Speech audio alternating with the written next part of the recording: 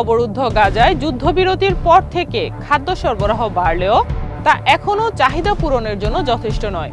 অন্যদিকে শীতকালীন বৃষ্টিতে খাদ্য সামগ্রী নষ্ট হওয়ার ঝুঁকি বাড়াচ্ছে বলে জানিয়েছে জাতিসংঘ।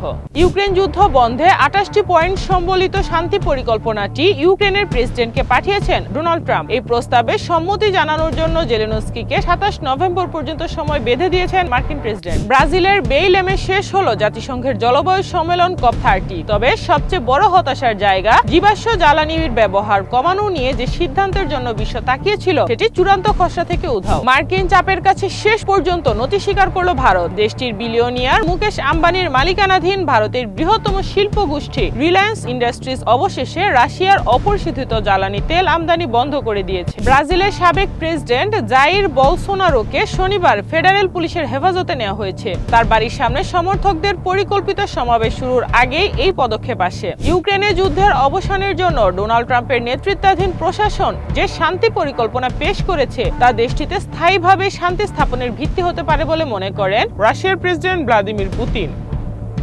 বায়ু দূষণের কারণে ক্রমশ অবনতি হচ্ছে দিল্লির পরিস্থিতি মোকাবেলায় রাজধানীর সব স্কুল, কলেজ, বিশ্ববিদ্যালয় ও ক্রীড়া সংস্থাকে নভেম্বর ও ডিসেম্বর মাসে নির্ধারিত মাঠের ক্রীড়া প্রতিযোগিতা স্থগিত করার নির্দেশ দিয়েছে দিল্লি সরকার। সুদানে চলমান সহিংসতা ও হত্যাকাণ্ড বন্ধে সাহায্য করার জন্য G20 দেশগুলোর প্রতি আহ্বান জানিয়েছেন জাতিসংঘ মহাসচিব আন্তোনিও গুতেরেসে।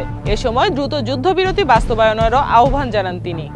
$650 মিলিয়ন বিক্রি হয়ে গেল যুক্তরাজ্যের প্রভাবশালী ডানপন্থী সংবাদপত্র দ্য টেলিগ্রাফ।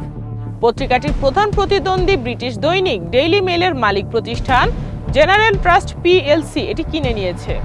পশ্চিম নাইজেরিয়ার নাইজার রাজ্যের সেন্ট মেরি স্কুলে হামলা চালিয়ে 215 জন শিক্ষার্থী এবং 12 জন শিক্ষককে অপহরণ করেছে বন্দুকধারীরা। নাইজেরিয়ার খ্রিস্টান অ্যাসোসিয়েশন জানায় শুক্রবার স্কুলে হামলা চালায় সন্ত্রাসীরা।